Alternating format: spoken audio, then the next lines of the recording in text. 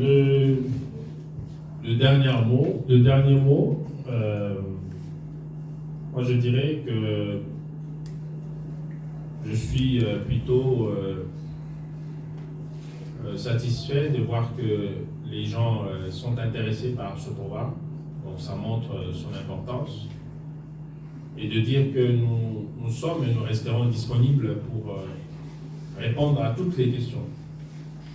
Parce qu'encore une fois, l'objectif, c'est d'aller jusqu'au bout de ce programme, de le réaliser.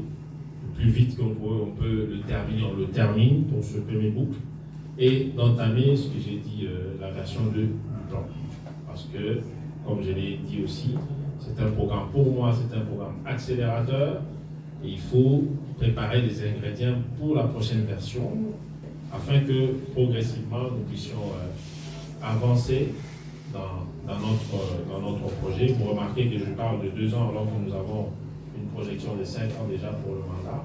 C'est pour vous dire que si nous arrivons à réaliser ça dans les courts délais, 1 an, 2 ans maximum, et puis on refait, donc c'est quelque chose qui va nous aider. Nous voulons aussi être accompagnés par tout le monde, de pouvoir parler positivement, mais sans nous épargner quand il y a des soucis. Nous serons là pour répondre.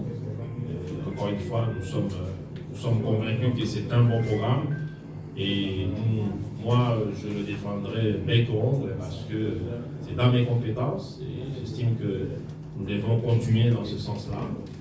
Et donc je demanderai à la population locale de ne pas écouter des loin, d'aller sur place.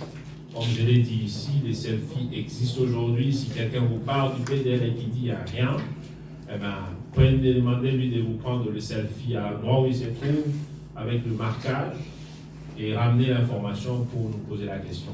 Et nous vous répondrons. Là où il n'y a rien, nous répondrons pourquoi il n'y a rien. Là où il y a peu, nous vous dirons pourquoi il y a peu.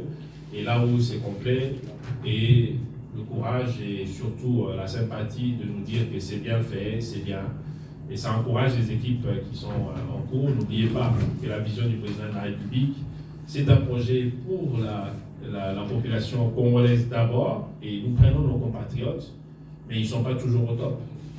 Mais nous n'allons pas les laisser. Dans les programmes, la première partie de ce programme, nous avons la composante renforcement des capacités qui n'a pas pu démarrer non plus à cause du financement. Donc vous voyez que ce n'est pas de la mauvaise foi.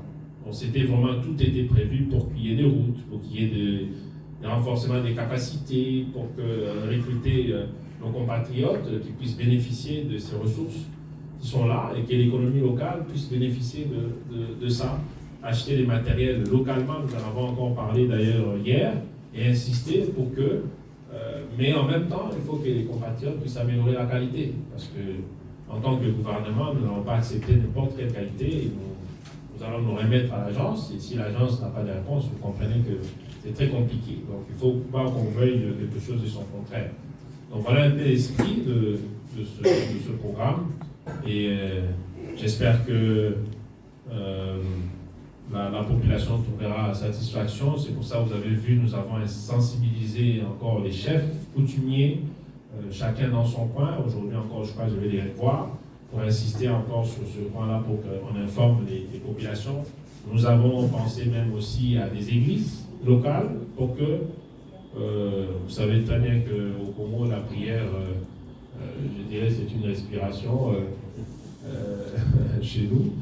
Donc, tous les dimanches, tous les samedis, tous les vendredis, cela dépend des croyances de chacun, qu'on puisse avoir la possibilité de pouvoir donner aussi cette information. Donc voilà, les agences feront leur part, nous ferons notre part.